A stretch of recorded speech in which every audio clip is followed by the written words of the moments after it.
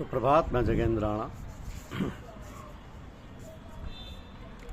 त्रिगुणमयी माया, त्रिगुणमयी माया। देखिए, भगवान की जो माया है वो त्रिगुणमयी है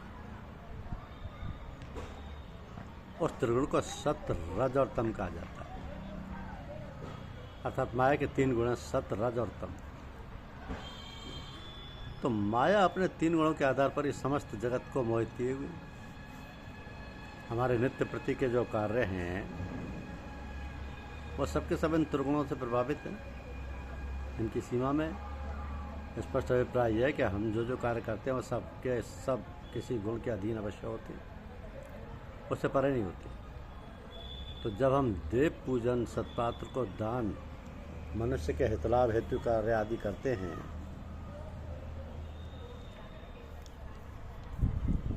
तब हम माया के सात्विक गुण के अधीन होते हैं। तो इन सत्कार्यों के दुष्परिणाम हमें पुण्य रूप में प्राप्त होते हैं।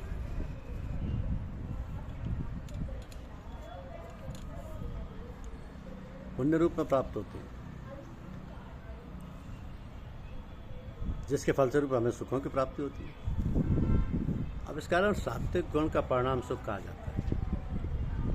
जब हम स्त्री, पुत्र, धन, ऐश्वर्य, पद, प्रतिष्ठा जैसे भौतिक वस्तुओं की प्राप्ति का यत्न करते हैं तब राजस गुण के अधीन हो जाते हैं, क्योंकि राजस गुण का परिणाम ये दुख है। इस कारण इन भौतिक वस्तुओं के संग्रह से हमें अंततः दुखी हाथ लगता है।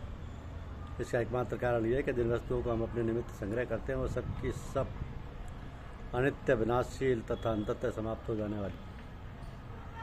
इस कारण उनके विछोह से दुखी प्राप्त होता है। जब हम माया के तामस गुण के अधीन होते हैं तब हम अधर्म और अनीति के मार्ग का अनुसरण करके दुष्कर्मों की ओर प्रवृत्त होते हैं। तो तामस गुण के कार्यों का परिणाम अधःपतन है, जिसके फलस्वरूप हमें घोर कष्ट होता है, सर्वत्र दुखी दुख प्रतीत होता है।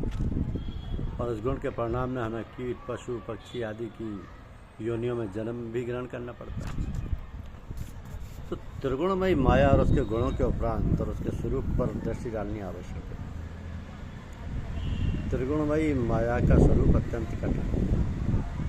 दैवी हो या गुणमयी माया दुर्वत्य, अर्थात भगवान की त्रिगुणमयी माया अत्यंत दुस्तर है। इसकी दुस्तरता का आकलन इस तथ्य से किया जा सकता है कि उस माया के त्रिगुण में ही समस्त जगत मोहित रहता है। तो जगत के संपूर्ण कार्य उसके गुणों के अंतर्गत ही होते हैं, उससे परे नहीं। ये माया अदृश्य रहकर भी संपूर्ण जगत में व्याप्त है और उसको मोहित किए हुए। उसके स्वरूप की दुस्तरता इस तथ्य से भी अधिक स्पष्ट होती है कि हम जीवन पर्यंत अपने क्रियाकलापों को अपने गुणों में ही फंसाए रखते हैं। जिस प्रकार कोई चालाक व्यक्ति हमें निरंतर धोखा देता रहे और हम उसके कृत्य को जीवन पर्यंत न जान पाए, वास्तविकता से अवगत ही न होने पाए, इस प्रकार हमारी गतिविधियों सब प्रकार त्रिगुणों में ही होती रहती है। तो अंततः मृत्यु भी इसी जाल में फंसकर हो जाती है।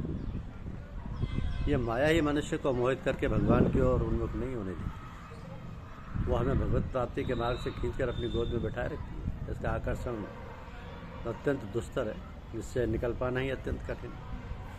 तो जिस प्रकार हजारों मील लंबे मार्गों पर यदि हम पैदल यात्रा करें तो संभवतः जीवन भर दौड़ते रहकर भी अंततः बिना लक्ष्य प्राप्ति के मृत्यु को प्राप्त होते हैं। ऐसी कुछ स्थिति त्रिगुणमयी माया की। उसके तीन विस्तृत और लंबे मार्ग हैं। उस तिराहे पर खड़े होकर यदि हम देखें तो एक मार्ग सात्विक है, दूसरा राजस और तीसरा तामस है। अर्थात जिस प्रकार मार्ग आरंभ होने के पूर्व लिखा रहता है कि अमुक मार्ग अमुक स्थान को जाता है, उसी प्रकार त्रिगुणमयी माया के तिराहे पर सात्विक, राजस और तामस नाम की पट्टिकाएं लगी। अब हमारी स्थिति यह है कि हम कभी सात्विक मार्ग की ओर यात्रा करने लगते हैं, फिर कभी राजस और तामस मार्ग पर दौड़ने लगते हैं। यही जीवन की आवाधापी है। तो त्रिगुणमयी माया के प्रत्येक मार्ग पर अनेक लुभावनी और आकर्षक वस्तुएं हैं। इस कारण कभी हम किसी वस्तु में फंस जाते हैं तो कभी दूसरी वस्तु के आकर्षण में फंसकर उसमें भोग मानकर, सुख मानकर खुश हो जाते हैं। आसक्ति इतनी बढ़ जाती है कि हम कभी कभी आगे बढ़ते ही नहीं। आप कल्पना करें कि हम किसी अत्यंत सुविधापूर्ण वाहन से किसी मार्ग पर चल रहे और उस मार्ग पर अनेकों समस्त सुविधाओं से युक्त विश्राम स्थल, हजारों की भीड़ हमारा अभिनंदन कर रही है, तब हमें इस मार्ग से बाहर क्यों निकलना चाहिए? वक्त अपने जीवन को समाप्त करने की उत्कट जिज्ञासा यानी समस्त पूर्ण विश्राम स्थलों पर होगी। अंततः हम तो थककर वृद्ध होकर मृत्यु को प्राप्त होंगे, परंतु समस्त विलासता से पूर्ण वस्तुएं यहीं रह जाएंगी। ऐसी स्थिति इन त्रिगुणमयी माया द्वारा रचित मार्गों की। तो जीवन यात्रा इन्हीं मार्गों से होकर गुजरती रहती है। न मार्ग का अंत होता और न हमारी यात्रा ही समाप्त होती। यही त्रिगुणों में मोहित रहने का उपक्रम है जो जीवन पर्यंत रहता है और हमारी मृत्यु को अंततः हमारे पास लाता है। तो त्रिगुणमयी के सात्विक, राजस और तामस रूपी मार्गों का उल्लेख होना जरूरी है, क्योंकि उनमें से दो मार्ग राजस और तामस तो अंततः हैं। इन मार्गों पर चलकर व्यक्ति यदि अपने हजारों जन्म भी समाप्त कर ले तो भी उन मार्गों का समस्त अनित्य मिथ्या शासित सुखों का क्षणिक आनंद उपभोग नहीं कर सकता। आज तक हमने अपने हजारों जीवन समाप्त किए, परंतु उन मार्गों का अंत नहीं पाया। तो इन्हीं मार्गों के अनुमान के कारण ही पुनर्जन्म भी हुआ। अब रह गया एक मार्ग जिसे सात्विक कहते हैं। इस मार्ग पर जो व्यक्ति चलने का प्रयास करता है उसे सुख की उपलब्धि होती है। ये उपलब्धि उसी प्रकार है जिस प्रकार हमें सुंदर सुस्वाद व्यंजन अपनी आकांक्षा के अनुरूप प्राप्त हो, आकांक्षा के अनुरूप प्राप्त होता रहे। उन्हीं व्यंजनों के स्वाद में फंसे रहते और नित्य प्रति नए व्यंजनों के उपभोग की आकांक्षा रखते। तो त्रिगुणमयी माया सात्विक पथ के अनुगामी व्यक्ति को उसकी इच्छा के अनुरूप सात्विक सुखों का बृहद भंडार उपलब्ध करा देती है। तब सात्विक पथ का अनुगामी व्यक्ति सात्विक सुखों के बृहद भंडार में उसी प्रकार फंस जाता है जिस प्रकार शक्कर के विशाल भंडार में चींटी फंसती है और रत्नों जवाहरातों के विशाल भंडार में चोर फंस जाता है, उसका परिणाम मकड़ी के जाल में फंसे हुए कीड़े के समान होता है। तो सात्विक मार्ग अंततः भगवान की ओर जाता है, परंतु जब तक सात्विक गुण के आकर्षण समाप्त नहीं होते तब तक भगवत प्राप्ति का पथ आरंभ नहीं होता। जिस प्रकार यदि कोई मार्ग दो नगरों की ओर जाता है, एक नगर पहले होता है दूसरा बाद, एक नगर की सीमा जब समाप्त होती है तो दूसरे नगर की सीमा आरंभ होती है। तो इसी प्रकार सात्विकता की सीमा के समापन के उपरांत ही भगवत प्राप्ति रूपी परमानंद की सीमा आरंभ होती है। तो माया के सात्विक गुण में भी उलझकर मनुष्य भगवत प्राप्ति के मार्ग से विमुख हो जाता है। अब सात्विक गुण का भी अपना एक प्रत्याकर्षण है जिसमें शारीरिक सुखों, समृद्धि, ऐश्वर्य की मात्रा बढ़ जाती है, जिसके कारण भौतिक लप्सा भी बढ़ती है। इस कारण सात्विक गुण के आगे भगवत प्राप्ति के पथ की ओर मनुष्य बढ़ नहीं पाता। भगवत प्राप्ति के मार्ग के अनुयायी मनुष्यों को चाहिए कि वह त्रिगुण सत्य रज तम से बाहर निकलने का प्रयास करें, त्रिगुणातीत होने का प्रयास करें, क्योंकि माया के गुणों की जहाँ तक सत्ता है वहाँ तक भगवत प्राप्ति के पथ का शुभारंभ नहीं होता है। माया के त्रिगुण ही मनुष्य को आकर्षित करते हैं, अपने में उलझाए रखने का प्रयास करते हैं। इस कारण भगवत प्राप्ति नहीं हो पाती। त्रिगुण से परे जो स्थिति है वो भी भगवत प्राप्ति के पथ के आरंभ होने की स्थिति है। अर्थात जो भगवान को ही भजते हैं वह त्रिगुण माया के पास पहुँच जाते हैं।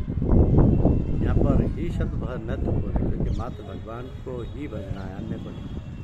अन्य के भजन में माया की सत्ता है और मात्र भगवान के भजन में भगवत प्राप्ति की सत्ता है। इस प्रकार माया से तरने का एकमात्र मार्ग यह है कि भगवान का ही भजन किया जाए। तो भगवान के भजन की गति कैसी होनी चाहिए ये भी स्पष्ट करना आवश्यक है, जैसे अपनी निरख परख हो सके। क्योंकि भगवत प्राप्ति के पथ पर चलने से स्वतः मनुष्य को उसी प्रकार हुआ करता है जिस प्रकार हम किसी मार्ग पर जब जाते हैं तो उस मार्ग पर पड़ने वाली वस्तुओं का ज्ञान हमें होता जाता है कि उस स्थान पर क्या है, कितना आगे क्या है, ये सब उसके मस्तिष्क में बैठ जाता है। तो जो साधक परमात्मा में अनन्य चित्त होकर सदैव निरंतर परमात्मा का स्मरण करता है उसे नित्य निरंतर परमात्मा सहज ही प्राप्त हो जाता है। यहाँ पर अनन्य चित्त से नित्य निरंतर स्मरण की बात है और भगवान उसके लिए ही सुलभ है। सुलभ होने का अर्थ है सहजता से प्राप्त होना। जिस प्रकार वायु सर्वत्र सुलभ है उसी प्रकार की सुलभता भगवान के संदर्भ में। अनन्य का अभिप्राय अन्य के विपरीत है। अन्य में समग्र जगत की अनित्य सत्ता तथा उसका क्षणभंगुर आनंद है। अनन्य में भगवान की सत्ता और उसका परमानंद है। तो चित्त अर्थात मन और बुद्धि दो वस्तुओं के समुदाय को अनन्य हो जाना चाहिए। अन्य वस्तुओं में मन और बुद्धि को नहीं जाना चाहिए। ये अनन्यता भगवान के स्मरण के प्रति होनी चाहिए। सतत का अर्थ है निरंतर, निरंतर का अर्थ है अंतर रहित हो जाना, अर्थात भगवान के स्मरण में अंतर नहीं होना चाहिए। चित्त द्वारा परमात्मा का अंतर रहित स्मरण हो जाए तो परमात्मा सुलभ हो जाता है, अर्थात सहजता से प्राप्त हो जाता है। अब भगवत प्राप्ति के पथ पर साधक को कभी निराश भी नहीं होना चाहिए। भौतिक लिप्सा क्योंकि इस मार्ग पर चलने के लिए विशेष बाधक है, इस कारण इसका परित्याग परमावश्यक है। भगवान का निरंतर जप और स्वरूप का नित्य चिंतन भौतिक लिप्सा से पृथक करने का साधन विशेष है। जिस नाव से अथाह जलराशि युक्त नदी पार की जाती है, उसी प्रकार भगवत नाम स्मरण करके उसके स्वरूप चिंतन रूपी नाव से भवसागर रूपी अथाह जलराशि पार की जाती है। इस प्रकार मनुष्य जीवन के परम लक्ष्य भगवत प्राप्ति हेतु भगवत नाम जप और उसके स्वरूप का चिंतन प्रत्येक मनुष्य के लिए अभीष्ट है। धन्यवाद।